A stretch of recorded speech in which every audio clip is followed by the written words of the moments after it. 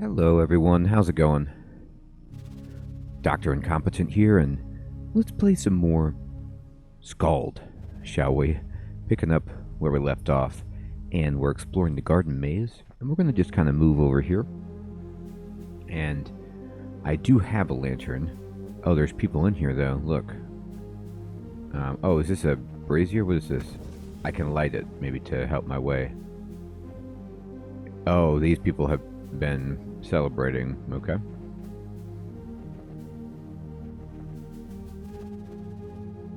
Alright. You'll find a kitchen. Right. So the guards just kind of say the same thing. So here's the maze. I thought this was the maze. I was like, well, this is pretty easy. No. Can't go over there. I'm just seeing if there's any treasure. I just really like treasure, and I feel bad for missing it on the pirate ship. But what's funny is I didn't actually miss anything because the ship sank, and I don't have any of that equipment. At least now. Maybe when I wake up from the ship, you know, being knocked overboard, I'll be able to. You stand before the gate to the hedge maze. It stirs old feelings of both dread and elation. The sounds and smells of the estate grounds, as they were long ago, call to you from distant memory. You feel you could easily plunge into their depths. Let yourself go and remember. Which daydream is it this time? Are you valiantly defending me from rebels again? Mbala throws a pine cone at you, snapping you from your reverie. She's 10 years old, and you're a year her senior. Let's play hide and seek in the maze. I'll hide. You faintly hear someone yell her name from the distance. You better run, Star Child. Only my mother ever calls me that, Mbala says, frowning. Where did you hear it from?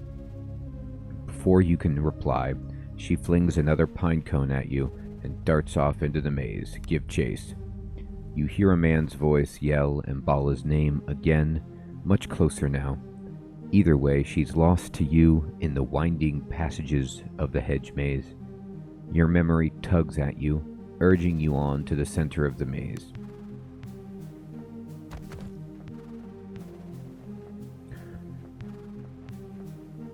Is Mbala the lady that was born to Valyria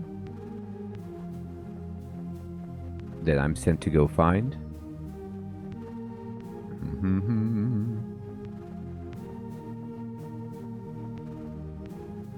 They do a nice job here revealing the fog of war in the maze based on lines of sight provided from the maze openings. You know, it's not just opening everywhere. It opens based on what I can see. That guy's like, I'm lost in here.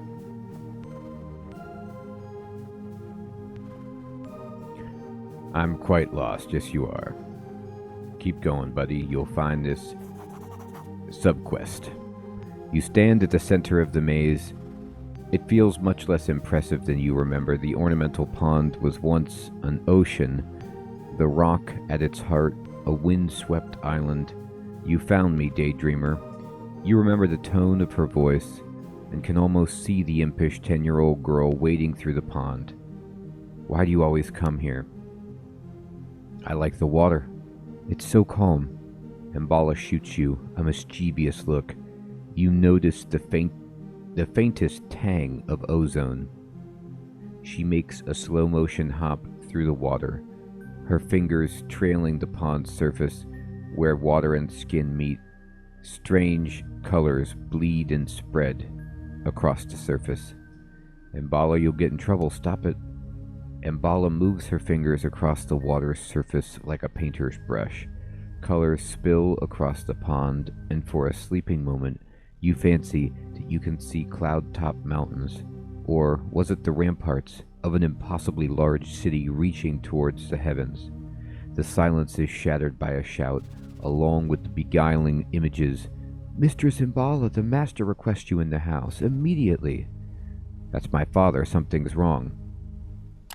It's Mother. She's ill again. I think I cause it with what I can do. It poisons her mind. How long until mother isn't mother, or father isn't lord, or your father isn't master at arms? How long will any of it last? I don't know, no one does. Do you ever feel like everything is a lie? Like there's a veil that covers everything, but in some parts it's thin enough to see through? Embalus starts as your father steps breathily into the enclosed garden. He's red-faced from exertion and anger. Young lady, you can't run off like this. The whole estate is looking for you. Your mother is ill and needs you now. Say nothing. Your father shoots you a stern glance. I'll deal with you later. Mbala says nothing as your father grabs her by the arm and hauls her past you back to the house. She doesn't meet your eyes as you pass. Finding yourself back in the present, a chill has crept into your bones. You best move on.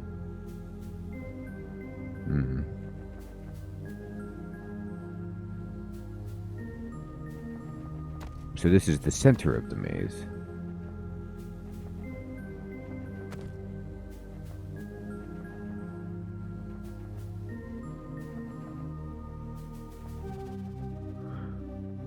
Well, I mean, it appears like maybe there's only one way in and out. Yeah. So you're just trying to get to the pond and come back out. That makes sense.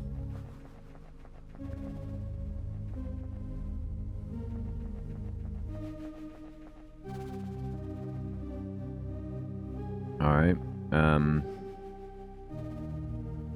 I guess we go in. There you are. If your nostalgia is appeased, the master will see you now. Yes, let's go see Kato. Very well, if it pleases you, the master is in his office just ahead, and note, once you meet with the master, things may move quickly, and you may not have another chance to walk the grounds. Yes, I remember the way. I suppose you do, but I'll escort you, nonetheless. A flicker of a smile plays across her face, and she beckons for you to lead the way. All right.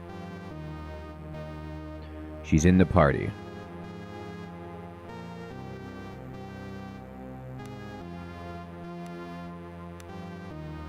She's a level 9 fighter. Nice. I wish she'd come with us. The opulence is faded, the shadows longer. Clearly much has changed since the last time you were here. Try to remember how long it's been. It's been years, perhaps decades since you were here.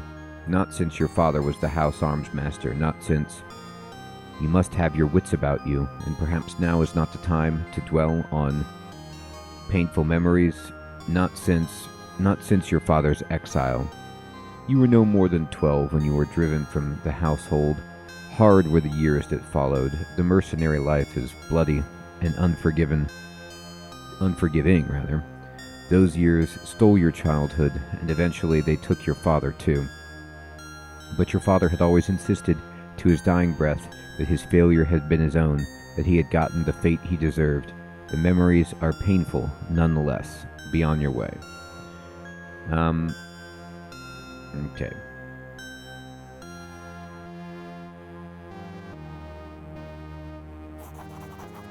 Flanking the doorway are 2 marble statues.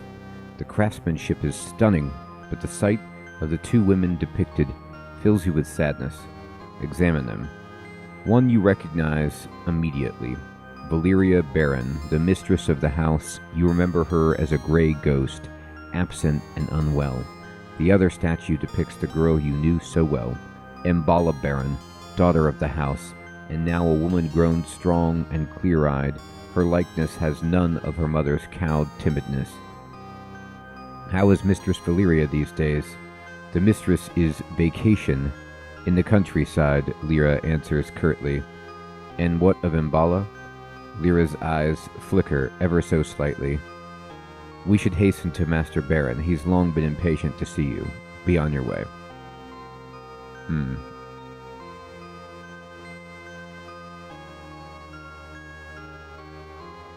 I love this synth music. It's sweet. Really takes me back. Looks like there's maybe stuff over here, bookshelves.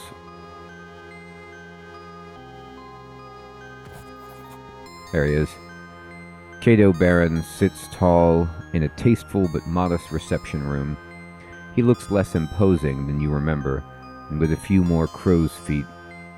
Nonetheless, he's lost none of his composure or air of casual authority. You take a seat across a formidable desk from him. This study, like the rest of the villa, is half-lit, giving a morose cast to its opulence. The older man's face creases into a tired but genuine smile, which momentarily lifts some of the room's oppressive mood. "It's a mercy to see you again. Your own man, and in your prime," Cato says, before a frown consumes his smile. "It's just a shame our reunion is overshadowed by the fates of those we love, but perhaps together we can yet improve our collective circumstances." So, you know my father is dead? Cato leans forward, hands clasped beneath his chin. "I shan't deny it. I was saddened to hear of his passing. Despite everything, I remember him fondly. I don't know about if he drove him to that. I'm not going to say blame this guy. I'm just going to say no need to dwell on the past." Cato is caught off guard for a moment before letting out a deep breath. "Then the years have bestowed you with wisdom. I am glad, for it has forsaken the house of Baron. Why have you called me here?" "Mbala is missing." Cato's voice quivers momentarily, betraying his stoic features. "Now I beg of you, help me find my daughter. Help her return home where she belongs." "Why me? Isn't it obvious? You've clearly grown to inherit your father's resourcefulness, and besides, Mbala has trusted you since before either of you could speak." "What's happened to her?" "She left without notice, a week ago. From the scant clues we had, we believe she boarded a ship bound for one of the outer isles, Idra. She went of her own free will. At the time, I thought little of it." Cato begins to glower. "Since then, however, there have been reports. Grave ones. Reports? No one and no word has left Idra in days. Rumor has it even the Imperial augurs are in the dark. I know not how this touches the fate of my daughter, but she must be returned to me, one way or another." "Any idea why she left?" "Something has been building in her for years, an aptitude of sorts. But I suspect you already knew. In any case, it's grown much stronger lately, and drives her in ways I cannot understand. I suspect she's looking for answers." "But why Idra?" "Why indeed? There is little on the island save the port of Horan. If Idra was her destination, she must have landed there." "Horan?" "Yes, an old imperial port and home to a few hundred whalers, traders, and the occasional smuggler. We can only speculate as to what drew her there, but it's our only lead." "You mentioned her aptitude?" "An aptitude of the worst kind. It does not spring from the canonical imperial praxis. Instead, it comes from elsewhere. It is the kind the Empire does not suffer to exist. I hope it's only answers that she seeks. I see. What can I do?" "Hire mercenaries, travel to Idra, and begin your search in the port of Horan. From there, I trust you to do what needs to be done.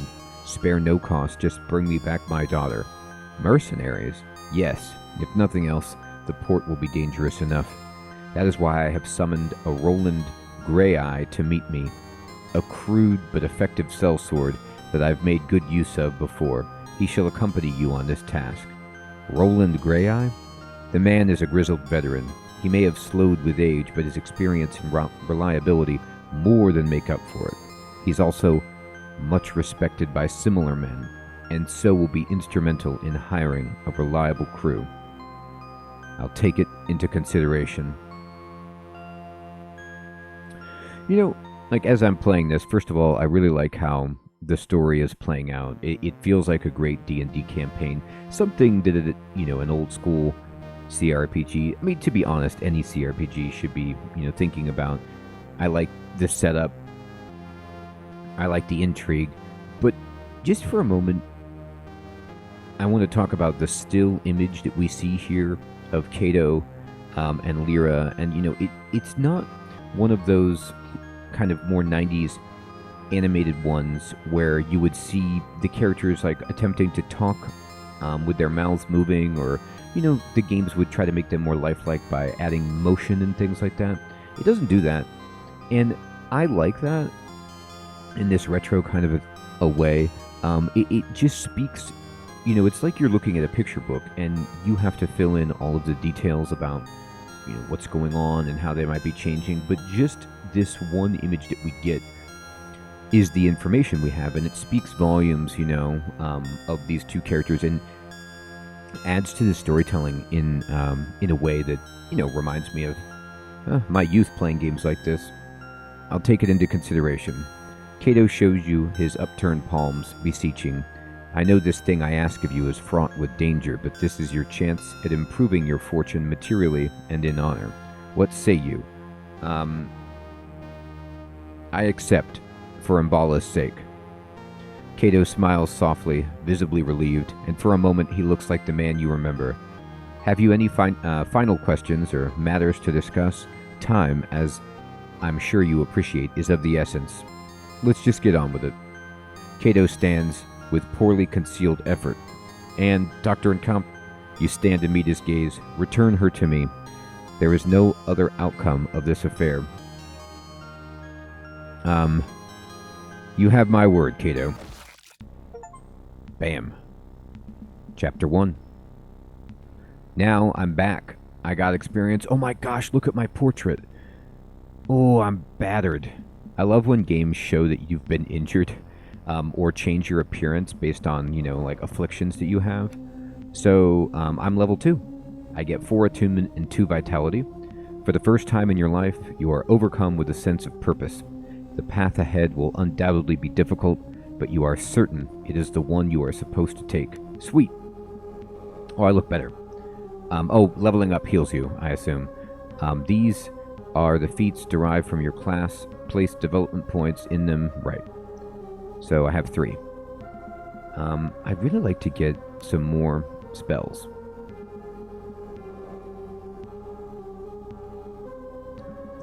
So I'm going to put 2 points into air right here.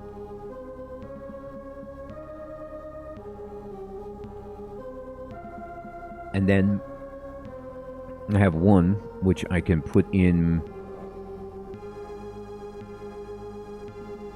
if anything, we need more aptitude.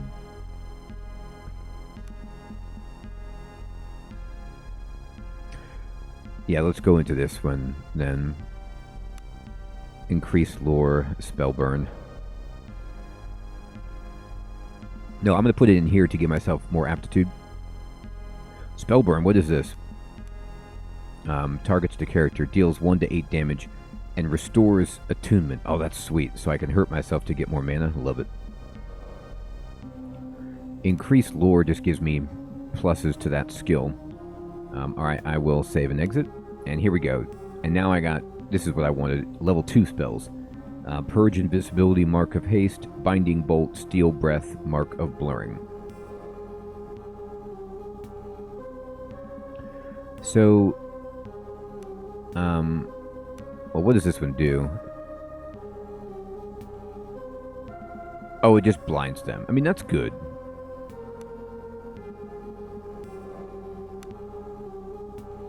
Greater haste is really nice for allowing people to move close. Removes invisibility. That's probably pretty good.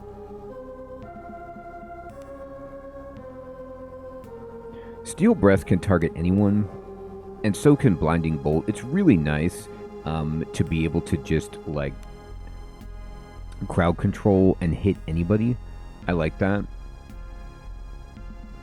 I'm going to take Blinding Bolt, and I'm going to also take Mark of Haste.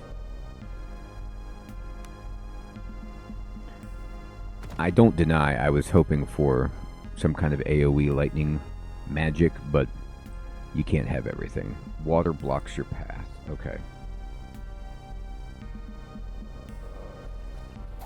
Oh, okay, that's right. I need to go up. Slowly, You drag yourself from the cold water onto the relative safety of solid rock. Love that image. You try and fail to stagger forwards as exhaustion washes over you in a great black wave. Oblivion takes you before you hit the rocky ground. You're awoken by the cacophonous cries of gulls circling you. Your body is a mass of pain and exhaustion, covered in 1,000 cuts and scrapes. The large white birds gather around you in eager anticipation. What a magnificent feast your bloated corpse would make. Hey, hey, hey, not today, buddy. Minutes or perhaps hours pass as you lay unmoving, trying desperately to will some warmth back into your body. Finally, you manage to force your eyes open. By some miracle, you are not only alive, but you find yourself on the shores of the cursed island of Idra. Strewn around you is the wreckage of the Zephyr. You see no other survivors. Lest you find equipment and companions soon, you may have cheated death in vain. Injuries. Your character is critically injured. This means you have taken enough damage to reduce both your vitality and wounds. Okay, so I guess you have 2 bars, vitality and wounds. The green bar under your character's portrait represents your vitality score. It's a buffer to your wounds, and as long as you have vitality, you won't take serious wound damage. Vitality is easily lost and easily regained. That must have been when I was in the fight, and the warrior that was with me went into panic mode. I thought he was dead, but he just lost his vitality. Potions and healing restore vitality even during combat. The second purple bar represents your wounds. Losing wounds is much more serious than losing vitality. Reaching 0 wounds means your character falls unconscious. Wounds can also only be recovered by resting or leveling up. Oh, interesting. Try to avoid taking wound damage at all costs. Whenever you take wound damage, you gain an injury condition as indicated by the icon on the portrait. Injuries confer serious penalties to your character and can only be removed by resting. A party full of injured party members has its combat effectiveness severely reduced. Making camp and resting is the surest way to restore an injured character. Note that resting is not possible in every location, so plan accordingly. You can also rest at inns when you find them. Alright. Oh, he spotted something. He did. Let me see. Do I have anything? No, I just have some rags. Sweet. Alright, so let's see what we can find on these shores. Okay, oh my. Oh, I thought there was a dead person. It's a wooden doll. Alright, I'll take it all. And, looks like there's something over here. I'm just going to keep walking around, see if there's anything else we can find. Yep, there is. Some more shipwreck stuff. Cracked wine jug. And looks like one more thing. Ooh, mana potions. Heck yeah. This is probably above me. I don't think I can... Oh, no, I can keep walking along the beach. Wading out of the freezing surf, you lose your footing. Oops. On the slick stones and fall heavily to the ground. There's a sudden blur of movement in the corner of your eye as you frantically try to get to your feet and slip again. Standing above you on a large rock is a young woman dressed in nautical guild livery. Wet auburn hair clings to her face in the cold wind. Mag-Eye's balls, I was sure I was the only one to make it ashore. The woman leaps from the rocks and helps you back on your feet. Looking you up and down, she fetches a wineskin from her belt and offers it to you. The skin is nearly empty, save for a last mouthful of brandy. You drink it down greedily, and slowly you feel a modicum of warmth creep into your bones. You recognize the young woman's face now. She must have served on the Zephyr. What's your name? Katiana's my name. The crew calls me Kat, or rather they did, I suppose. She looks up and down the beach with a furrowed brow. Listen, you have to get up. We need to get off this beach before you freeze, or worse. Worse? There's something wrong about this place. Can't you feel it? Like a taste in your mouth, and there are beasts. Huge sea creatures I ain't never seen afore. I saw them dragging the dead crewmen into a cave west of here.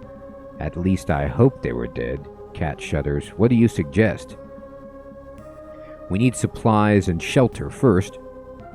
There might be salvage to be had among the wreckage on the beach. I also think I spotted the chimney of a house just north of the cliffs. A warm fire and some food would go a long way. Kat offers you her hand and drags you to your feet. She looks pensively toward the west. Also, as I said, there's a cave west of here. I think the crabs dragged off most of the corpses there, but what if they're not all dead? Might be other survivors like you and me. What's more, there's a chance one of the officers was carrying the seal when the boat sank. If we can find it, the Nautical Guild would give anything to have it returned to them. Seal? Captain's seal. It's a medallion of sorts that's carried on every guild vessel. It's not just for show, either. They say the seals are forged by the Magi and that they have secret powers, but I don't know nothing about that. All I know is the guild pays well to have one returned if a ship is ever lost. It's always worn by one of the officers, but I don't think the captain had it on him when the fight broke out. Might have been the first mate was carrying it, and I think he was still alive when the ship sank. So I would say the cave to the west is where we should start looking. You ready to go? So I could travel alone? Yes, let's go, or I have some questions. There'll be plenty more time for that once we get off the beach. Are you ready? Let's go. She's definitely coming with us. Good. I found this bow in a cargo crate. We best find you a weapon too as soon as possible. I suspect we'll need it before long. Together you begin to move off the beach and toward whatever darkness dwells in the island's interior. Okay. So, we have Kat, and she's level 2. For the first time in your life, you are overcome with a sense of purpose. Alright, so we got 3 vitality. So she's a thief. So we can go for Tradecraft, which gives Backstabber, Light Weapons Initiate, and Thievery Initiate.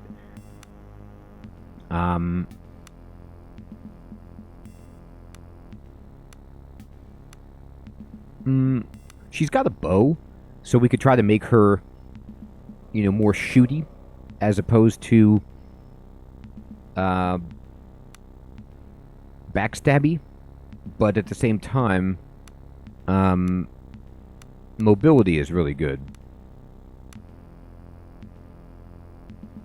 Let's go ahead and give her 3 ranks just to get Backstabber. And then this is increased Thievery and Stealth. What's Thievery? Just the skill? Okay. So I'm going to give her at least 1 rank in that just to get the boost. And then, what's Light Weapon Finesse? Just crit bonus? Okay. There you go. Accuracy is +1 to hit. That's very good.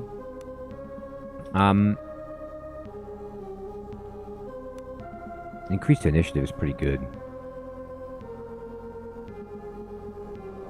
I can make her more tanky with this. I will take the initiative. I'll take the increased backstab damage. I don't know how often I'm going to get to use it, but it's cool. I'm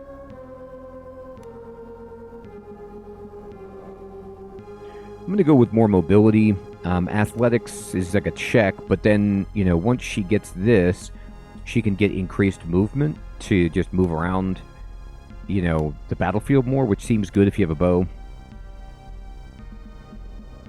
6 ranks hero do that too. Yeah, I'm just going to give her Tradecraft all the way up. There you go. So now she has increased movement. She has increased stealth. She's rolling. And I'm going to go back the way I came because I thought I saw something up here. Oh, you have to go this way. Okay.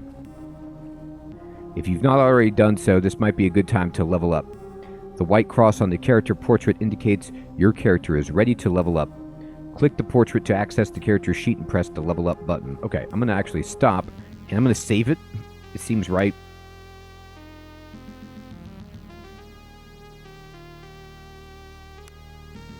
Just in case. Alright, I'm just going to kind of poke around. Yep, that's what we're going for. Spotted something. There's a war axe. We can't use that, but, we could sell it? I don't know.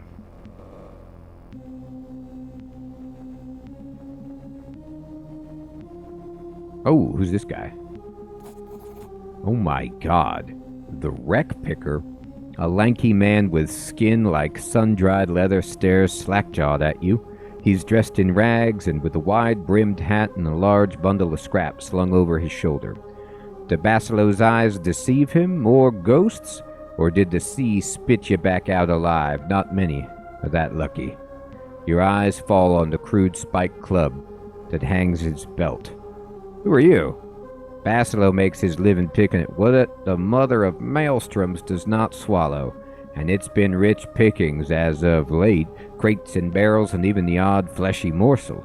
The man bears a row of blackened teeth and what you assume is a smile. Rich pickings? Listen here. Basilo has a proposal for you. The man smiles in greedy anticipation. Shore's bursting with bounty today. Man can make a fortune if he sets his mind to it.